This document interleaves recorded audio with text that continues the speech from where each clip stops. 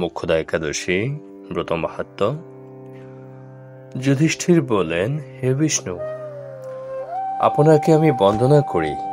আপনি ত্রিলোকের সুখদায়ক, বিশ্বেশ্বর, বিশ্বপালক ও পুরুষোত্তম। আমার একটি সংশয় আছে। অগ্রহায়ণ মাসের শুক্লপক্ষের যে একাদশী, তার নাম কি, বিধি কি ও কোন দেবতা এই একাদশীতে পূজিত হন, তা আমায় বিস্তারিত বলুন। শ্রীকৃষ্ণ বললেন, হে মহারাজ, আপনি উত্তম প্রশ্ন জিজ্ঞাসা করেছেন, যার মাধ্যমে আপনার যশ চতুর্দিকে বিস্তৃত হবে। এখন এই একাদশীর কথা আমি বর্ণনা করছি, যা শোনা মাত্রই বাজপেয় যজ্ঞের ফল লাভ হয়। অগ্রহায়ণ মাসে শুক্লপক্ষের এই একাদশী মোক্ষদা নামে পরিচিত। সর্বপাপ নাশিনী ও ব্রত মধ্যে সর্বশ্রেষ্ঠ এই একাদশীর দেবতা শ্রী দামোদর। তুলসী মঞ্জরি, ধূপ, দীপ ইত্যাদি উপচারে শাস্ত্রবিধি অনুসারে শ্রী দামোদরের পূজা করতে হবে। পূর্ব বর্ণিত বিধি অনুসারে দশমী ও একাদশী পালন করতে হবে। এই উপবাস দিনে স্তবস্তুতি, নৃত্য, গীত আদি সহ রাত্রি জাগরণ করা কর্তব্য। হে মহারাজ, প্রসঙ্গক্রমে একটি অলৌকিক কাহিনী আমি বলছি। মনোযোগ দিয়ে এই ইতিহাস শ্রবণ মাত্রই সর্বপাপ ক্ষয় হয়। যে পিতৃপুরুষেরা নিজ নিজ পাপে অধর্জনে প্রাপ্ত হয়েছে, এই ব্রত পালনের পুণ্য ফল বিন্দুমাত্র তাদেরকে দান করলে তারাও মুক্তি লাভের যোগ্য হন। কোন এক সময় মনোরম চম্পক নগরে বৈখানস নামে এক রাজা ছিলেন। তিনি ছিলেন সমস্ত বৈষ্ণব সদ্গুণে বিভূষিত। প্রজাদের তিনি পুত্রের মতো পালন করতেন। তার রাজ্যে বহু বেদজ্ঞ ব্রাহ্মণ বাস করতেন। রাজ্যের সকলেই ছিল বেশ সমৃদ্ধশালী। একবার রাজা স্বপ্নে দেখলেন তার পিতা নরকে পতিত হয়েছেন। তা দেখে তিনি অত্যন্ত বিস্মিত হলেন। পরদিন ব্রাহ্মণদের ডেকে বলতে লাগলেন, হে ব্রাহ্মণগণ, গত রাত্রিতে স্বপ্নে নরক যাতনায় পিতাকে কষ্ট পেতে দেখে আমার হৃদয় বিদীর্ণ হচ্ছে। তিনি আমাকে লক্ষ্য করে বলতে লাগলেন, হে পুত্র, তুমি আমাকে নরক সমুদ্র থেকে উদ্ধার করো। তার সেই অবস্থা দেখে আমার অন্তরে সুখ নেই। আমার এই বিশাল রাজ্য, স্ত্রী, পুত্র, কিছুতেই আমি শান্তি পাচ্ছি না। কি করি, কোথায় যাই, কিছুই বুঝে উঠতে পারছি না।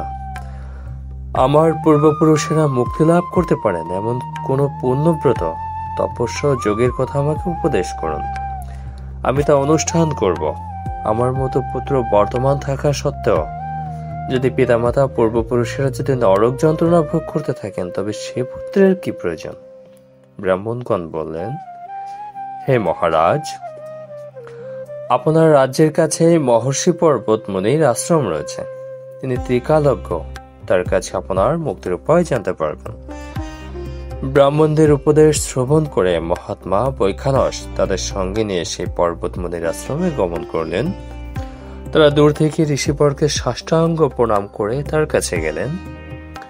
মুনিবর রাজার কুশল বার্তা জিজ্ঞাসা করলেন। রাজা বললেন, হে প্রভু, আপনার কৃপা আমার সবই কুশল। তবে আমি একদিন স্বপ্নযোগে পিতার নরক যন্ত্রণা কাতর আর্তনাদ শুনে অত্যন্ত দুঃখিত, চিন্তাগ্রস্ত হয়েছি।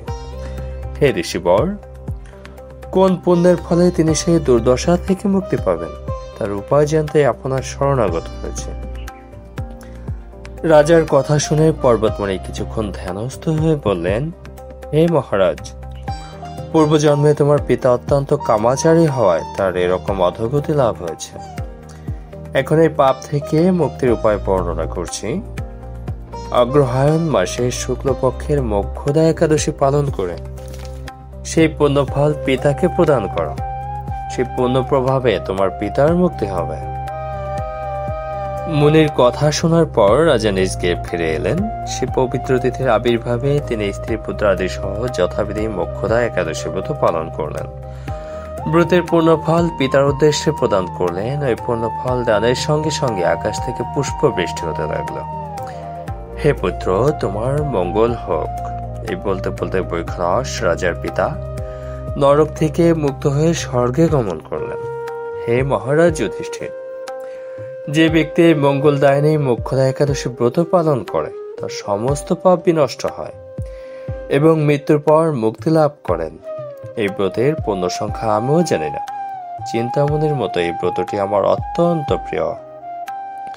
এই ব্রত কথা যিনি পাঠ করেন এবং যিনি শ্রবণ করেন, উভয়েই বাজপেয় যজ্ঞের ফল প্রাপ্ত হন। হরে কৃষ্ণ। ওম শ্রী নারায়ণায় নমঃ।